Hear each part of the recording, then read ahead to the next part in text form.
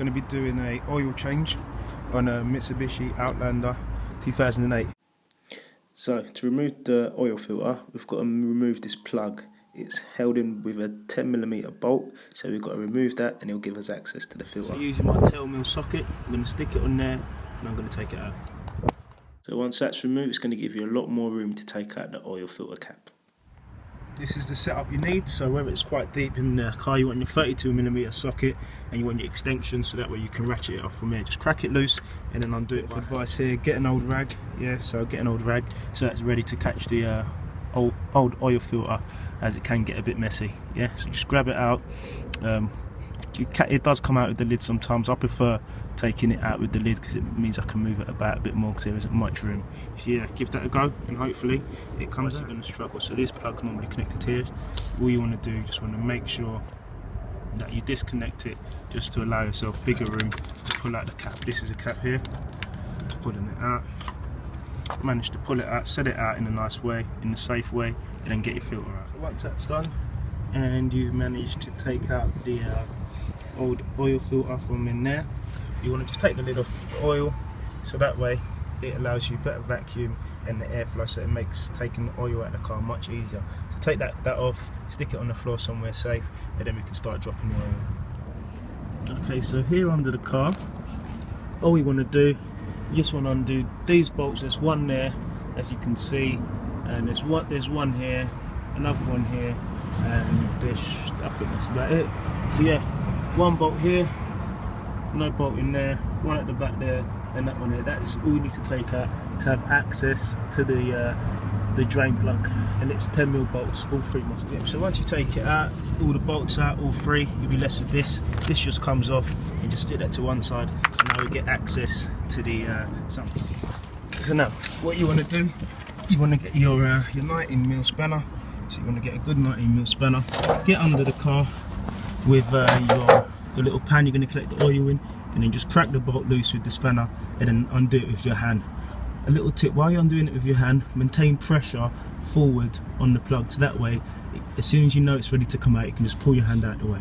Bit of advice there, take it. So once all the oil's been drained, remove the pan and place it somewhere safe. Placing the sump plug, very, very easy. Same way you took it out, same way it goes in. Put it in by hand all the way as far as you can, and then use the wrench to tighten it up. Make sure it's clean as well, that helps. Once it's time to put the filter on, as you can see, always take them out and check that they are the right size. So it might not be the right design, it might be slightly similar, but the main thing is that they're the right size and they've got the right washers on. So there's a washer there, there's a washer on the old one, and I'm going to stick a new rubber washer, which actually comes with these sort of filters. I'm going to stick the new one on the cap itself and take the old one off with a flathead screwdriver. I need to install the new filter. I've got the filter here. Remember, this must go down first. This little bit has got to go down, so it might take a while, but all you've got to do is manage to get it in through all the wiring and the little gap there and push it down into the actual filter housing. So once you've got your filter in there nice and snug, you want to replace the cap. On the cap it says 25 Newton meters of torque, so if you've got a torque wrench, that's great. If not, put it in all the way as far as you can by twisting it by hand, and then use your ratchet wrench just to put it on pinch. As you can see, I managed to put the new filter in. I put the lid back on. All I'm going to do, I'm just going to twist it to get it going because it is plastic, and then I'll use the ratchet just to tighten it up. Once you've tightened your filter cap nice and tight to 25 Newton meters, or just pinch tight, you want to make sure that you plug this plug back in, because obviously you don't want to check engine lights and you don't want any errors coming up with your engine. Once that's done, also the bracket, it goes back on with the same 10mm bolt that you took out. So as you can see, I've put the connector back on and I've screwed it back onto the engine part there.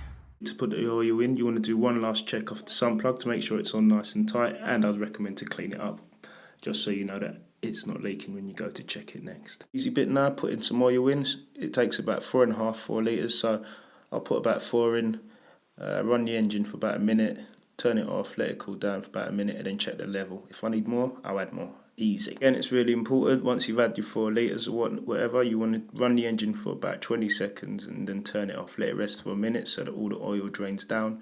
Check the level and add the oil. Don't drive away with low oil or you'll be doing damage to your engine. So with any remaining oil, just make sure it's nice and tight in the container, stick it in your boot so that way if you're ever low on oil you can just top it up between the service. Subscribe, share and like, and I hope you enjoyed the video.